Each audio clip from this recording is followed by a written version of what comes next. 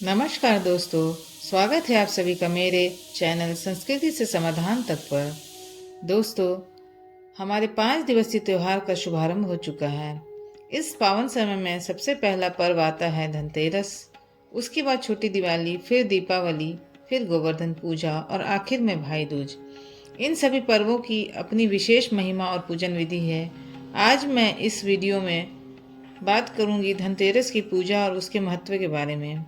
धनतेरस के दिन माता लक्ष्मी, भगवान गणेश, धन के देवता कुबेर और आयुर्वेदाचार्य भगवान धन्वंतरी की पूजा की जाती है। इस दिन विशेष रूप से दीप जलाना, घर को सजाना और लक्ष्मी पूजन का विशेष महत्व होता है। तो चलिए जानते हैं धनतेरस की सरल और प्रभावी पूजन विधि। पूजन शुरू करने से पहले हम 13 दिया जला लेंगे। उसके बाद एक चौकी लेके उस पर लाल कपड़ा बिछा लेंगे। फिर लाल कपड़ा बिछाने के बाद उसके ऊपर भी लाल रंग का माता का आसन रखेंगे।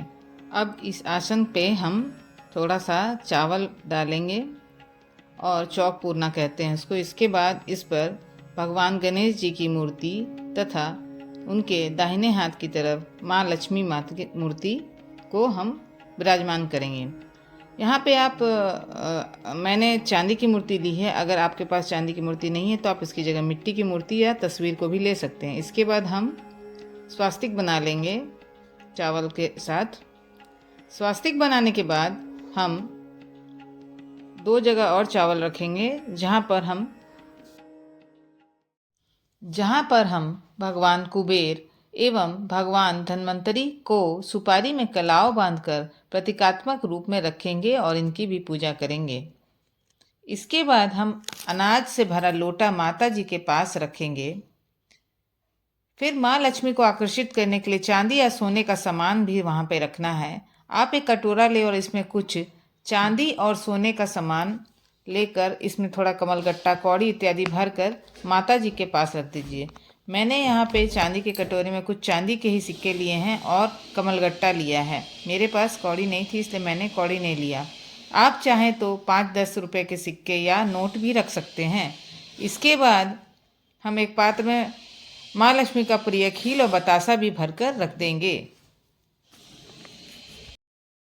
इसके बाद हमें भगवान का आवाहन करना है। आवाहन के लिए सबसे पहले हम हाथ में अक्षत फूल लेकर सबसे पहले ओम गण गणपते नमः बोलेंगे 3 बार और उसके बाद माता लक्ष्मी के आह्वान के लिए हाथ में फूल अक्षत लेके 3 बार बोलेंगे ओम श्री महालक्ष्मी नमः। फिर फूल को माता के चरणों में छोड़ देंगे और फूल को गणपति भगवान के चरणों में छोड़ देंगे। याद रखिएगा दोस्तों, आवाहन के बिना पूजा का फल नहीं मिलता, इसलिए देवी देवताओं को पूजन शुरू होने से पहले बुलाना पड़ता है। इसके आवाहन के बाद हम देवी देवताओं का स्नान करेंगे।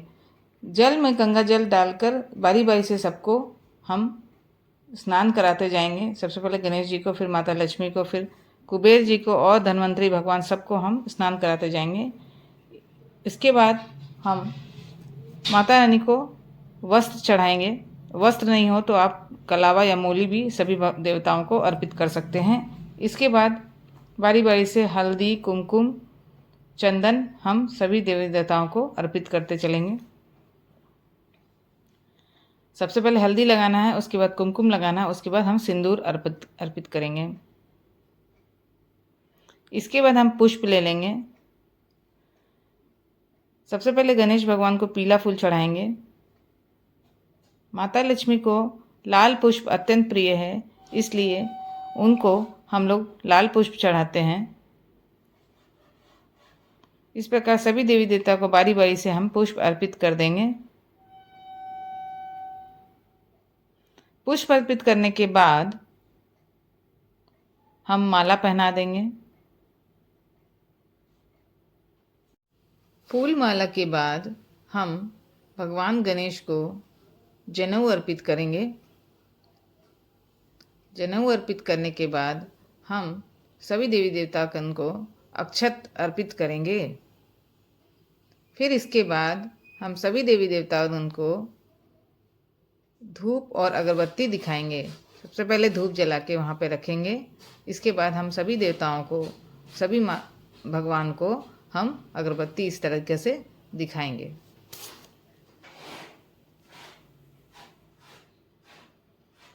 धूप दीप दिखाने के बाद हम भगवान को नैवेद्य अर्पित करेंगे। सबसे पहले हम मौसमी फल माता लक्ष्मी को, भगवान गणेश को, धन्वंतरी भगवान और कुबेर भगवान को अर्पित करके यहीं पे रख देंगे। उसके पश्चात हम लड्डू, जो भगवान गणेश को अत्यंत प्रिय है, वो भगवान को भोग लगाएंगे। लड्डू का भोग लगाने के बाद हम माता लक्ष्मी को नैवेद्य चढ़ाएंगे, मिठाई का भोग लगाएंगे। माता लक्ष्मी को सफ़ेद मिठाई, सफ़ेद पकवान बहुत पसंद है। हो सके तो आप खीर भी बना सकते हैं।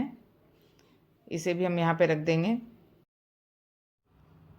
फिर कुबेर भगवान और भगवान धन्वंतरी को भी हम मिष्ठान अर्पित करेंगे। मिष्ठान अर्पित करने के बाद हम सभी देवताओं को पान यानी कि तांबुल भी चढ़ाएंगे। माता लक्ष्मी को पान अत्यंत ही प्रिय है, इसलिए उनको पान अवश्य चढ़ाएं। सभी देवताओं को हम बारी बारी से पान चढ़ा लेंगे। तांबुल के पश्चात हम माता का किताब लेके लक्ष्मी माता की कथा पढ़ सकते हैं या चालीसा का पाठ कर सकते हैं। उसके बाद हम चाहे तो हवन कर सकते हैं, चाहे तो नहीं भी कर सकते हैं। हवन के बाद हम आरती करेंगे। आरती के लिए हमने देखिए इस प्रकार से पूजा की थाली लेकर सजा लेनी है। हमने फूल और अक्षत से पूजा की आरती की थाली को सजा लिया है। अब इसमें हम आरती करेंगे। माता का जयकारा करते हुए हम कपूर लेके माता का जयकारा करते हुए हम आरती करेंगे, सभी देव देवताओं को बारी बारी से दिखाते हुए। आरती करने के बाद हम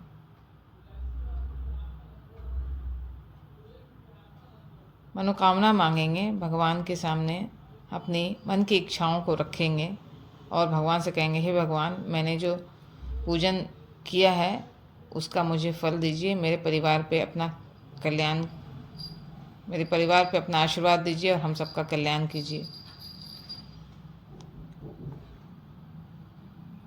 मनोकामना मांगने के बाद हम क्षमा प्रार्थना करेंगे। क्षमा प्रार्थना के लिए हम अपने ईश्वर से कहेंगे, हे ईश्वर, मैंने जो मंत्र विहीन, भक्ति विहीन पूजन किया है उसे आप स्वीकार करिए और मेरे द्वारा जो भी अपराध हुए हों उन सबको आप क्षमा करिए और अपनी कृपा मुझ पर एवं मेरे पूरे परिवार पे बनाए रखिए। इस प्रकार से अब क्षमा याचना कर लेंगे। क्षमा याचना करने के बाद, क्षमा प्रार्थना के बाद हमें लोटे में का जल अपने आसन के नीचे थोड़ा सा गिरा लेना है और उस जल को अपने माथे पर लगा लेना है। ऐसा करने से हमें अपने पूजन की पूर्ण फल की प्राप्ति हो जाती है। अगर ऐसा हम नहीं करते हैं तो हमारे पूजन का फल इंद्रदेव लेके जाते हैं। आशा करती हूँ मेरे द्वारा बताए गए इस संपूर्ण सरल पूजन विधि से आप लाभान्वित हुए होंगे। अगर मेरा वीडियो पसंद आया तो प्लीज़ इसे लाइक और सब्सक्राइब करें और शेयर करें। आपको और पूरे परिवार को दिवाली की शुभकामनाएं। नमस्कार।